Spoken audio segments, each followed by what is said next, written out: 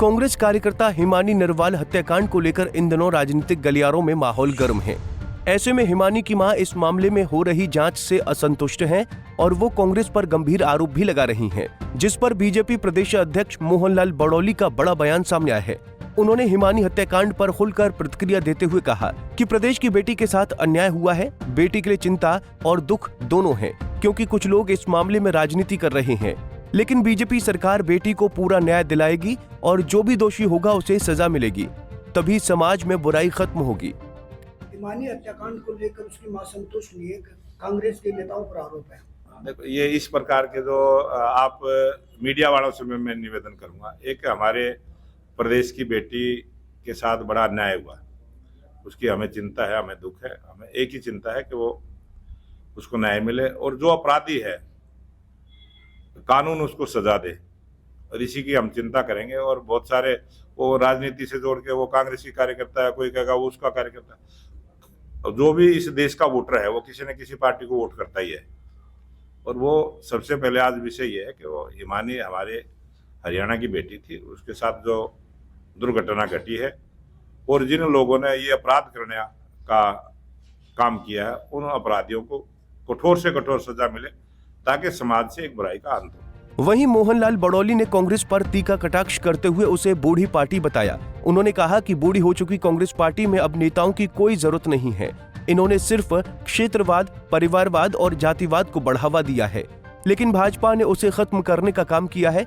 वहीं उन्होंने 7 मार्च से शुरू हो रहे बजट सत्र को लेकर भी अपनी प्रतिक्रिया दी। बड़ौली ने कहा कि इस बार का बजट बेहद खास होगा, जो जनता की तमाम उम्मीदों पर खरा उतरेगा।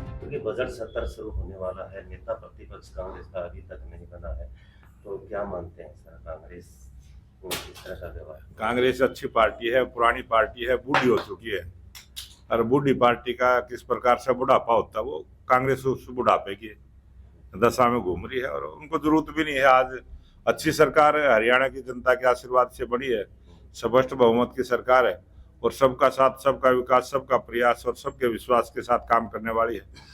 आज जिन लोगों ने कांग्रेस के विधायक भी बनाने का काम किया है, उनको भी उनकी आवश्यकता नहीं है, क्योंकि हम सबके विकास की बात करते हैं, सबके काम करते हैं और समान विकास करते हैं। कोई किसी प्रकार का भेदभाव नहीं है, ना क्षेत्रवाद है, ना परिवारवाद है, ना जातिवाद है। जो 3 वाद हरियाणा में थे उन सबको खत्म करने का काम किया है और आज सरकार अच्छे काम, आने वाला 7 तारीख से बजट का सत्र है और जब बजट रखा जाएगा तो सबके भले की बात उसमें होगी और सबकी चिंता करने वाला बजट होगा, देश को प्रगति के रास्ते पर ले जाने वाला बजट होगा।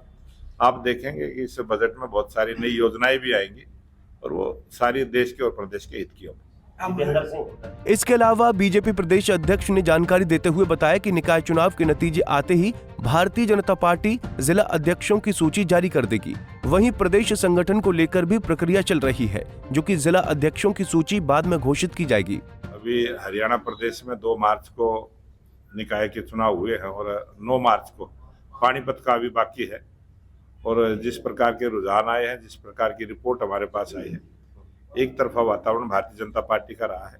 हरियाणा प्रदेश में लंबे समय के बाद जो डबल इंजन की सरकार जनता जनार्दन के आशीर्वाद से बनी है और ट्रिपल इंजन की सरकार बनाने का आशीर्वाद 2 मार्च को जनता ने दिया, उसका रिजल्ट 12 को आएगा और अनुमान है कि सभी जगह भारतीय जनता पार्टी बहुत अच्छे मार्जिन के साथ जीत को दर्ज करेगी और ट्रिपल इंजन की सरकार हरियाणा प्रदेश में बढ़ेगी। क्योंकि संगठन अभी तक नहीं बन रहा है, जिला अध्यक्ष का और प्रदेश का संगठन कब तक? भारतीय जनता पार्टी का जो संगठन का पर्व है, हमारा हरियाणा प्रदेश में जो 377 हमारे मंडल हैं, सभी मंडलों के चुनाव हमारे संपन्न हो चुके हैं।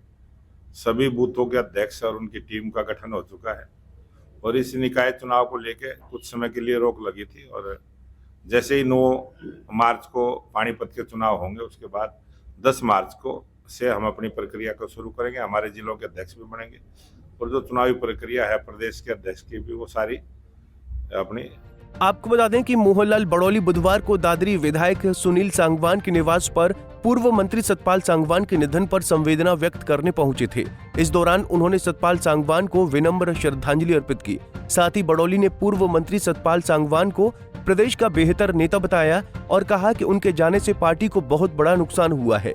चरखी दादरी से पुनीत शिवराणा, पंजाब केसरी टीवी। हमसे जुड़े रहने के लिए हमारे YouTube चैनल को सब्सक्राइब करें और नई वीडियो की नोटिफिकेशन के लिए बेल आइकॉन को दबाएं। अगर आप ये वीडियो Facebook पर देख रहे हैं तो लाइक जरूर करें और ज्यादा से ज्यादा शेयर करें। धन्यवाद।